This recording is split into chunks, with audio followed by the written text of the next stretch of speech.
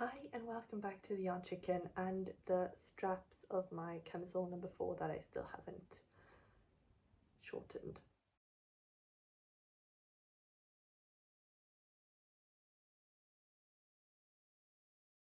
Anyway, today is the second episode of my podcast because I have some exciting updates for you. So I will be following the same order of procedure as other knitting podcasts, starting with finished objects, continuing on with works in progress, and then moving on to purchases. And to begin with, I have two finished objects. I have them right here. The first one, or the most recent one, but the least exciting one, is this tiny bag with a beaded detailing in a lemon pattern.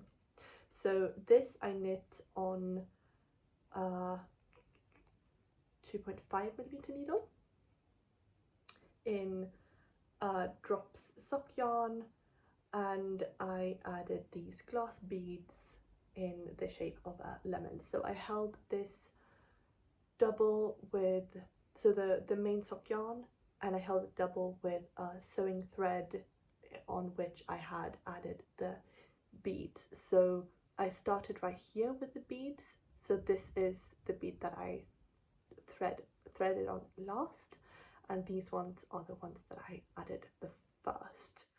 So I wanted to make a small beaded project just to see how it would look and if I liked it, because I had knitted a sweater, the Aurora Borealis sweater by Lyudmila Aksenko, I think, and in that pattern I had added small glass beads to mimic stars in the pattern all over the sweater, and I thought it was a lovely detail. It's one of those things that just brings me joy to wear, and I was thinking of doing something similar but with lemons. So that is something that this is a trial run for that idea to see if it's even possible to do. So this is my first finished object, or my most recent finished object. I will be filling this with either red cedar wood,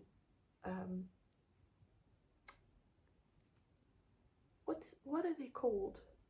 And I will be adding wood shavings of red cedar wood to this to put in my closet to repel insects, or I will be adding lavender, dried lavender to it. But I thought that why have a lemon pouch with a lavender scent? Wouldn't it be more sensible to make a lavender pattern instead? So that's something I might get around to at some point, because this was a fun, quick project. It took some time, but it's also very portable, which is good because I'm traveling quite a lot now during the summer. So happy days. But the big deal, the mammoth project that I finally finished, is my Oh My Figure dress. This is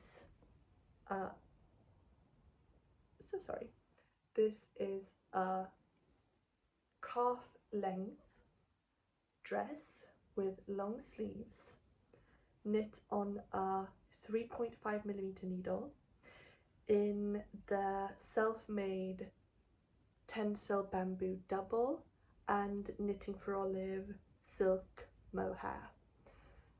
And I held the dark grey colourway of the tencel bamboo and the greenish green of the soft silk mohair, and it made this gorgeous fabric, and I'm so proud of it.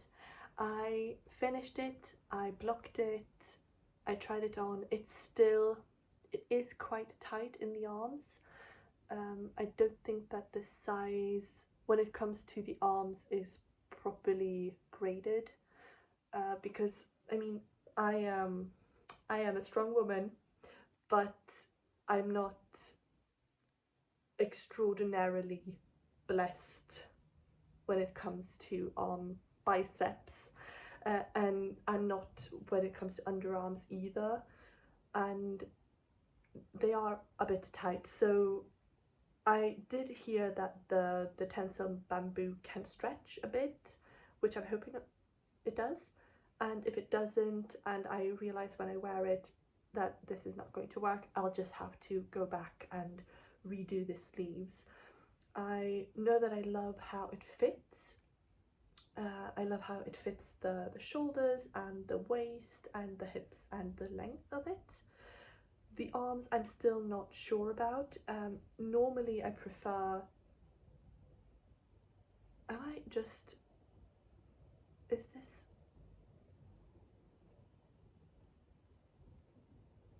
this going to be better? Don't know. Normally I prefer garments, sleeves to, I push them back. I hate having things flap around my wrists. I want them to be free because I do a lot of typing at work and I do a lot of crafts, and just the sensory feeling of stuff around my wrists is just a bit icky.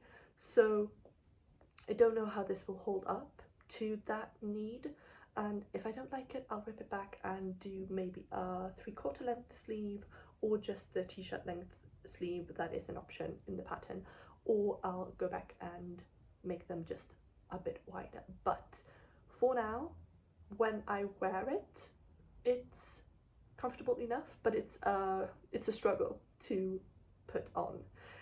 Because when I go into the dress, because it's such a tight fit and it's supposed to be, the angle in which I put my arms in the sleeves is not the angle it ends up once I have pulled it over myself and actually wear it. So the sleeve is twisted. So I will see. But this is far too warm to be wearing at the moment, so this is going into one of my storage boxes with other knits, with red cedar wood to keep it safe until the temperature allows me to wear this, because it's such a proud project. I'm so pleased with it. Very much recommend this pattern. Do be mindful of the arms though. I don't know how it is in all the sizes.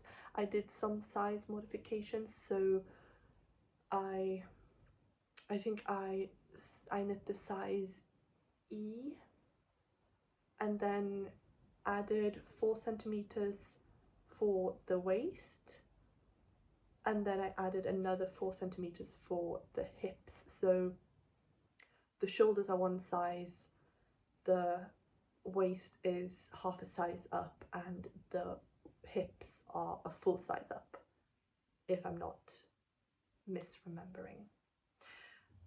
So it might just be that the sleeves are proportioned to a much more petite body than mine, but I did calculate my size based on my bust circumference. And since I am a proud member of the Itty Bitty Titty Committee, I might have underestimated the size it would mean for the arms, or what that size would mean for the arms.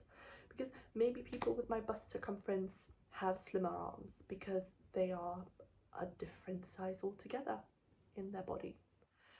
But that is the beauty of knitting my own clothes, isn't it?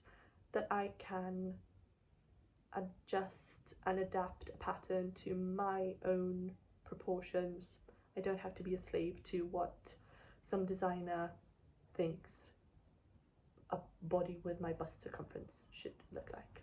So this is a win. This is such a win. The pattern is lovely, and this dress pattern is the Oh My Figure dress by Oh My Knits.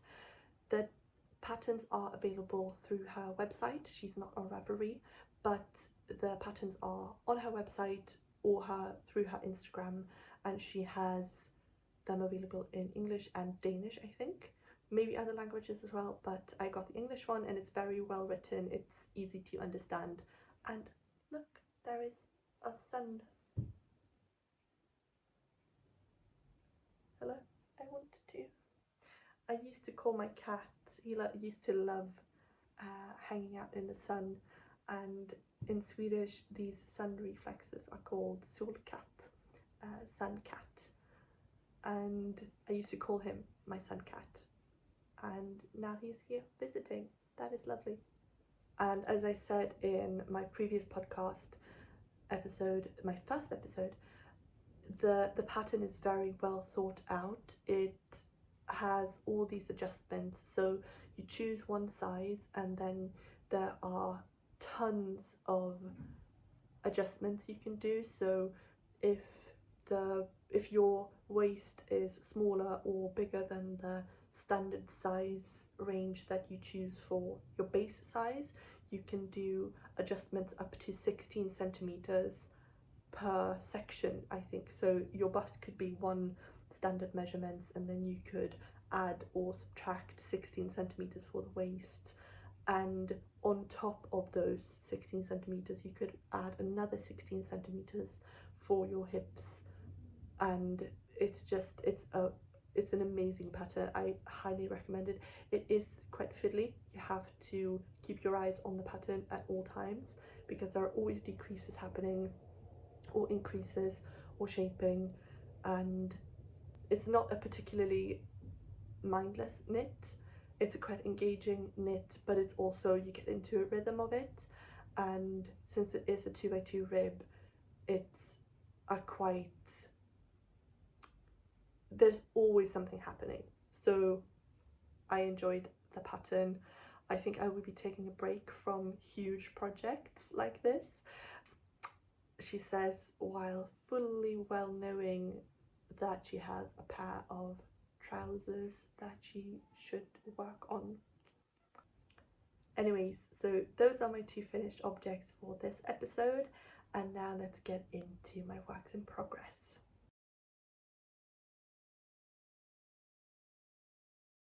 The two projects that I have been working on in the last few weeks are green.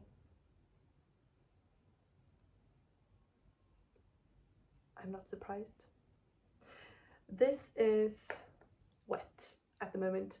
This is my Feels Right tee by Lanagatto France.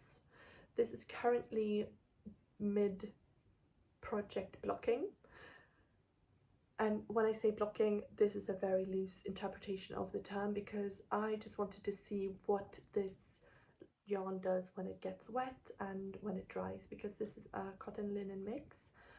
I'm knitting it in the Isager Bomulin, so cotton linen, I think it's 65% cotton and 35% linen.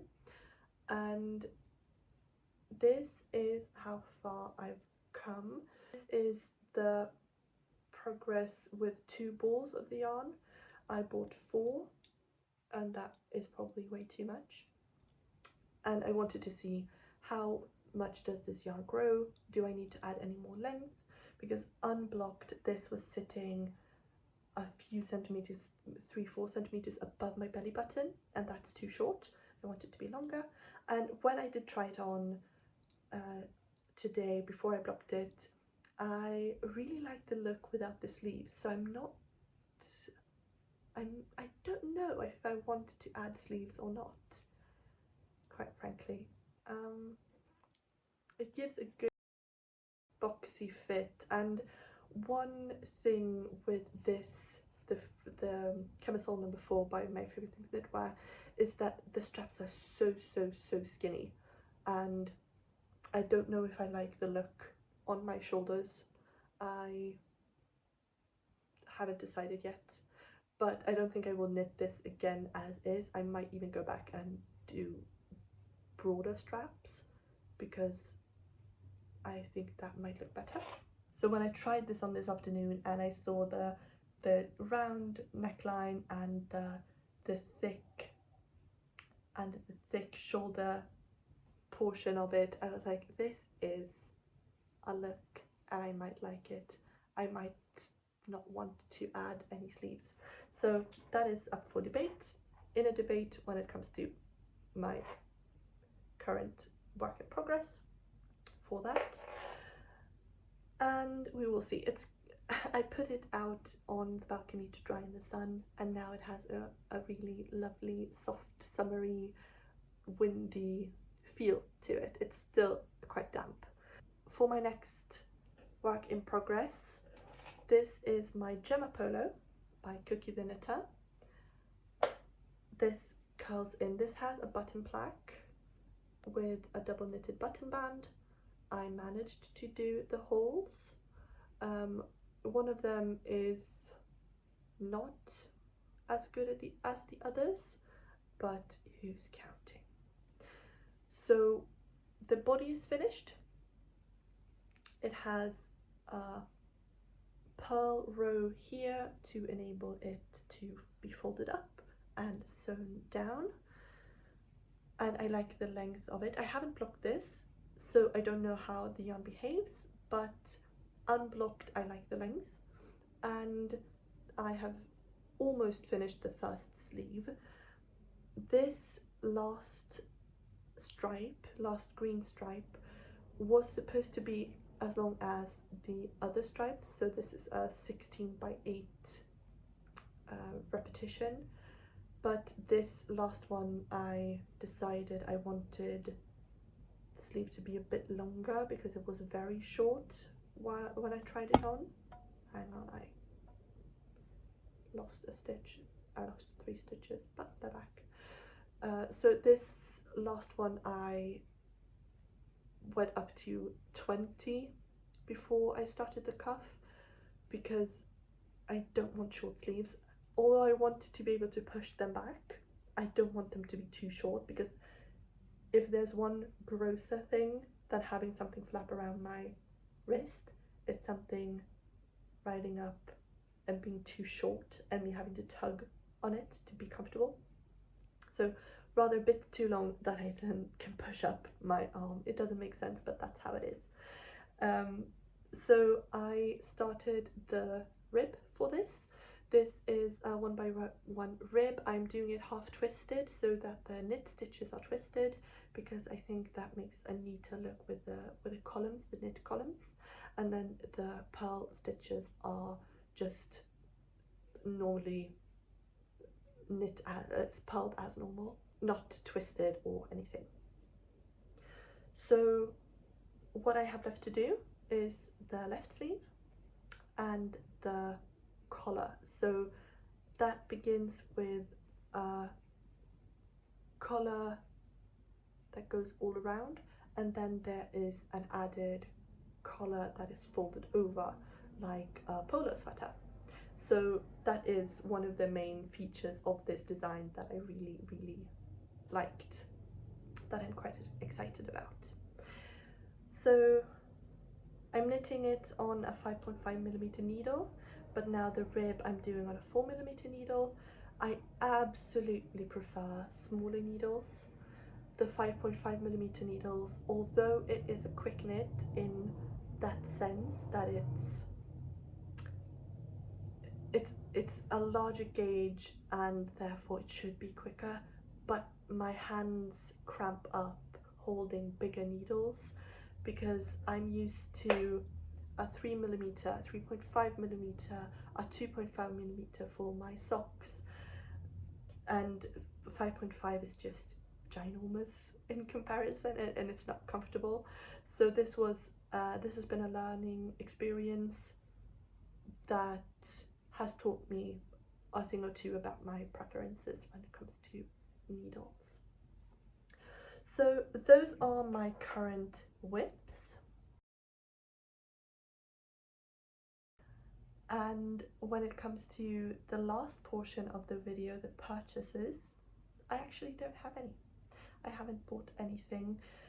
I have been tempted. I shouldn't say tempted because it's not like a biblical thing.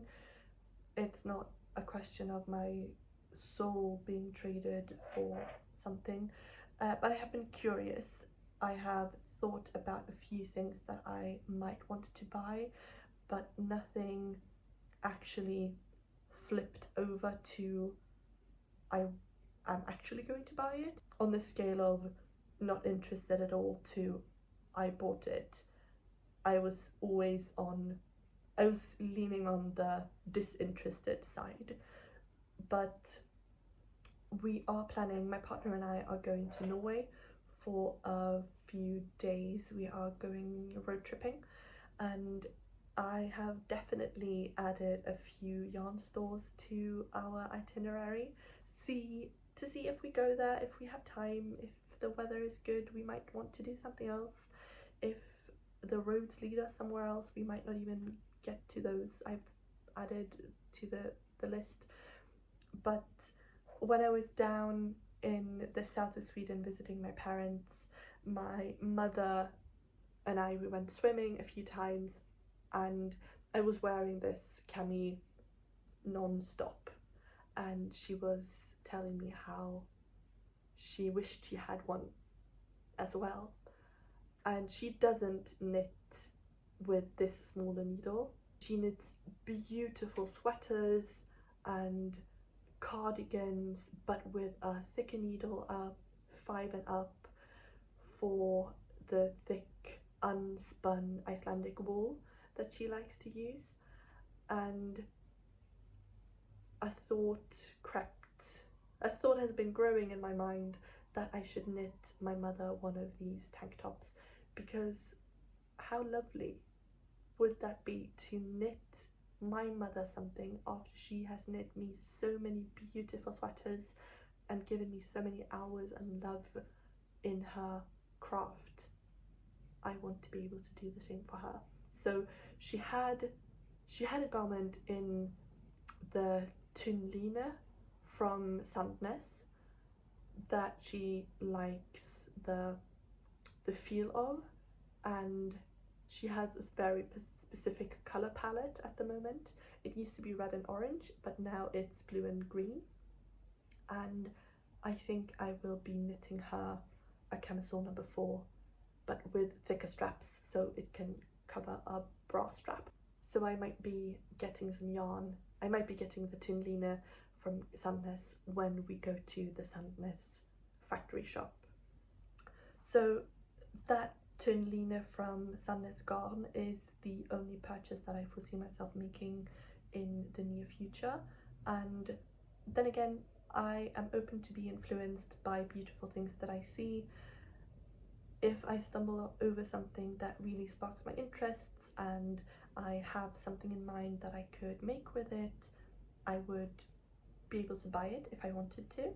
I'm also considering, now that I have been trying on my whips, those extension cords, the ones that you just pop onto the tips of your needles so you can slide the live stitches onto them and not lose them. That is something that I probably will buy, because I've lost too many stitches and had to rescue them in the last few weeks, and it's a problem that I can buy a solution to, so I will probably do that at some point. But no new purchases since last update, and that is just as well, because this summer started quite intensely with buying yarn for the Gemma polo. I bought yarn for my camisole number 4, I bought yarn for my Feels Right tee. I don't need to buy any more things at the moment.